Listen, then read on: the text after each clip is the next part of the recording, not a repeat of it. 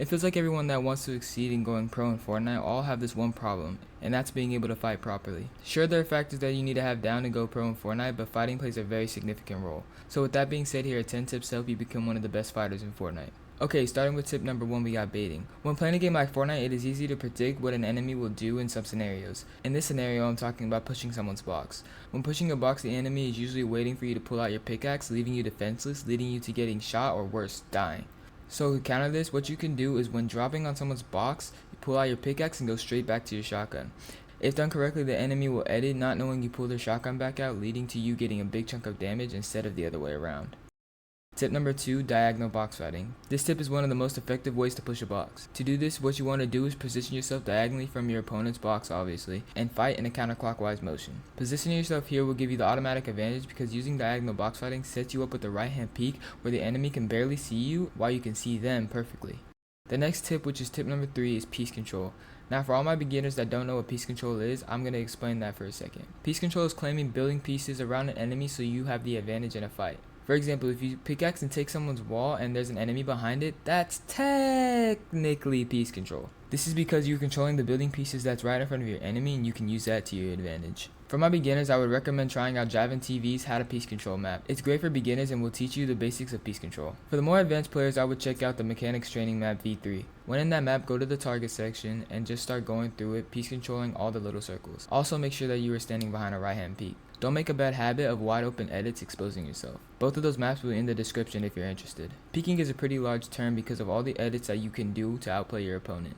And one of the best ways to peek is called a right hand peek. I'm sure I've mentioned this in some point in the video, but unless you've been living on a rock, you've heard this term before. Right hand peeking is the advantage you gain when you position yourself so that your right hand is closer to the edge you are peeking around. Since your character is placed to the left of your screen, right hand peeking allows you to see the enemy before they can see you. Practicing your right hand peek can be crucial if you want to be good at piece control or any type of fighting in Fortnite. For the 5th and 6th tip, they are actually pretty simple, and that's VOD reviewing and watching pros gameplay. First, let me go over VOD reviewing. VOD reviewing is watching your own gameplay back to see what you could have done better in a situation. A lot of people tell me that VOD reviewing is boring and you don't have to do it, but in reality, I've gone over my gameplay multiple times and see me making mistakes constantly, and when I fix it, I do a little better in my next matches. Now, watching pros gameplay is very important too, and I'm not just saying watching their game is going to make you better. Actually paying attention to what moves they make or why they made this play or why they rotated in this direction will help your gameplay if you implement it into your own. Getting into the 7th tip, we got crosshair placement. This is such an underrated tip that can help you get faster mechanics. This skill can allow you to make edits quicker and more efficiently. When building, position your crosshair as close as possible to the tiles with each edit. This minimizes movement, allowing you to edit faster. Practicing this is a good way to get fast mechs if you're struggling in that area. For the 8th tip, I'm going to go over a simple fighting tip, which is pre-firing. If you don't know what a pre-fire is, it's when an opponent is pickaxing or spraying the wall, and right after they break your wall, you shoot your shotgun and place another wall. It takes a lot of practice if you've never done this before, but once you get it down, it's perfect if you are low and playing defensively to get some extra chip damage. And sometimes you can even hit them for a chunk of damage. I have a map link down in the description to help you with pre-firing. Another simple tip, which is number 9 for fighting, is momentum phasing. This is one of the greatest fighting tips to use if you are attacking a player that is low health. For example, if an enemy is sitting in a box with little HP, then shooting the wall until it's 1 HP, then timing the breaking of the wall with you walking into it will phase you into their box to clean up the fight. If the momentum phasing is a little hard, and trust me, it is, then using the stair phase technique is easier, but is also more predictable, so be careful how you use it. To use this technique, when on an enemy's wall, pickaxe it until it's 1 pickaxe away from breaking, then place a stair under you and jump. At the peak of your jump, pickaxe the wall one last time and the stair will phase you into the opponent's box.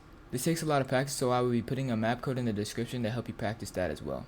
For the last and final tip for number 10, we have mentality. You can implement all these things I'm saying into your gameplay, and I've said it before, you won't get anywhere with it if you are always getting mad at the game. There can be moments where you died and it couldn't be avoided. Don't get mad at it, go into another game and don't worry about what happened in the past. With all that being said, I hope y'all enjoyed the video. I really love making these videos, but they take a lot of time, so if you could like and subscribe to help my channel grow, it would mean the world to me. All the training maps will be in the description as well as my Twitch, so go check it out. And I'll see y'all later. Alright, peace.